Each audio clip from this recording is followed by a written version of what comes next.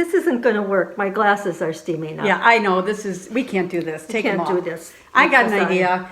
Do you have that measuring tape? Let's make sure we're 6 feet apart.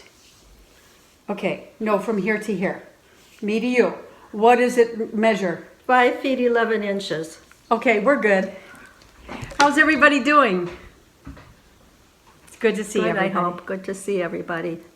I just wanted to share a couple things. I have to tell you that coming off of winter, January and February, I was struggling with loneliness. And going into this coronavirus safer at home hasn't helped that with me too much.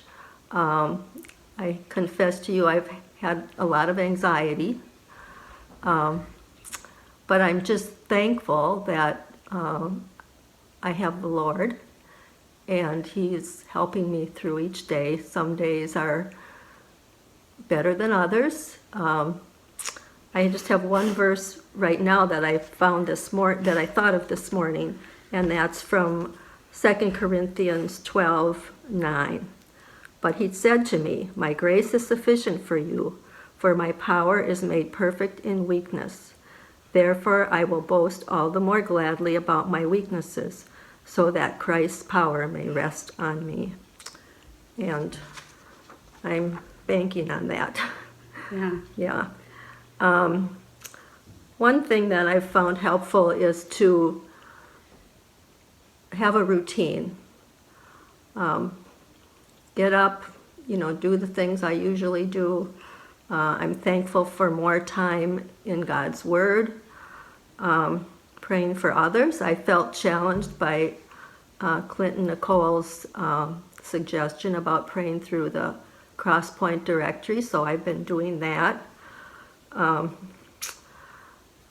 And I feel that the things that I have more time for now, that I'm making more time for, have really been a blessing and have helped me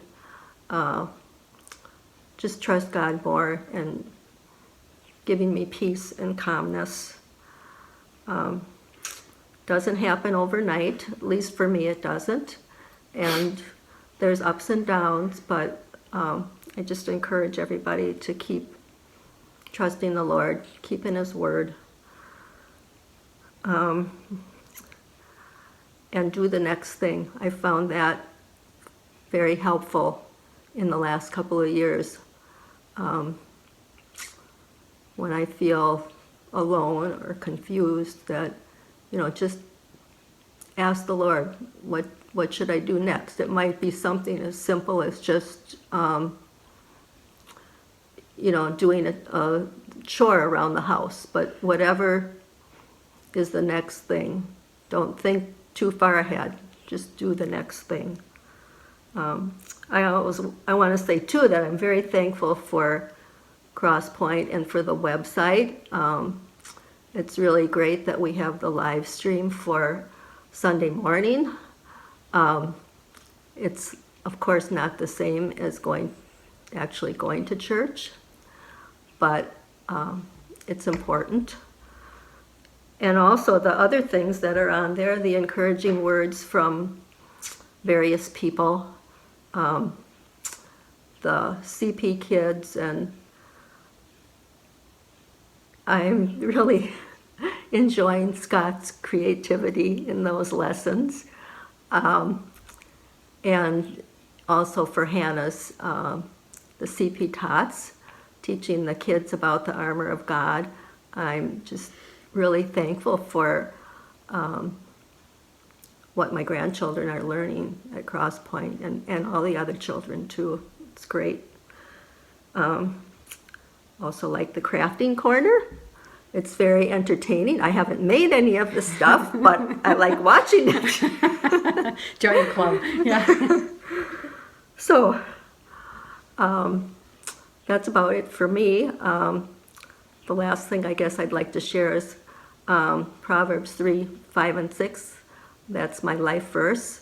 Trust in the Lord with all your heart, and lean not unto your own understanding.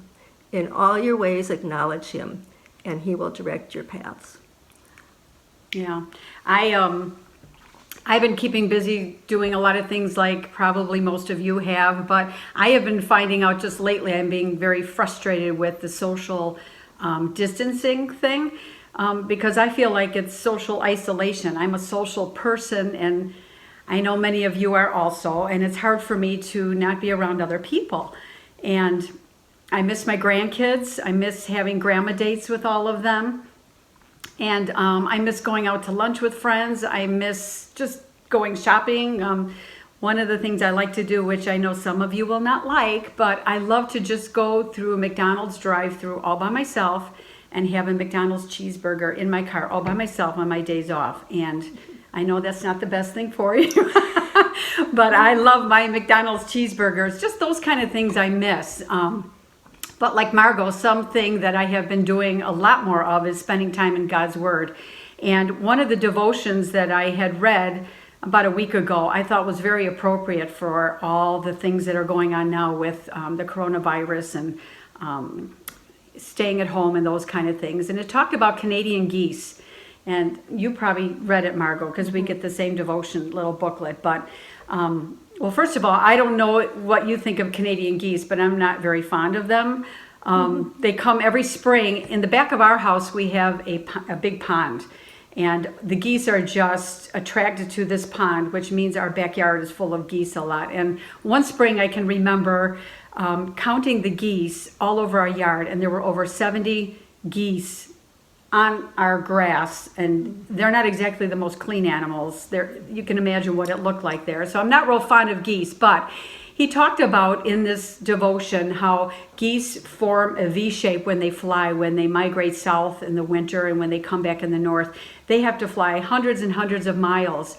And when you think of everything that they have to go through when they fly, whether it be like storms or turbulent weather or anything like that, or just trying to find food, it's a difficult travel for them. But they have developed a way of helping each other out in this flight. And we all know that they fly in a V shape.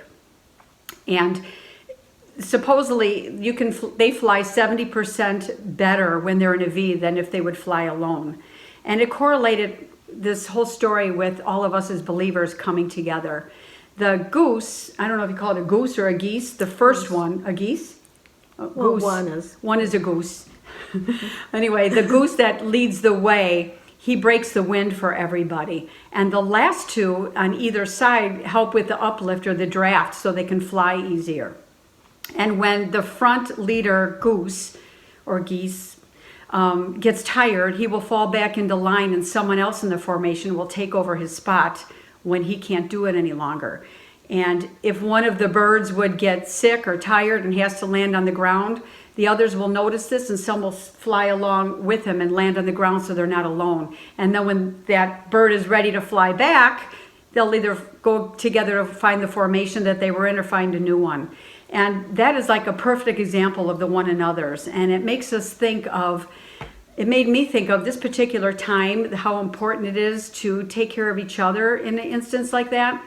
And I know that during the coronavirus, we all have different feelings. Some struggle with anxiety, some are frustrated with what's going on. We all have different ups and downs, and I have found that I am too. And how important it is for us to take the lead when someone else is struggling with depression or anxiety or is nervous about this whole thing, that we can support each other through all of this.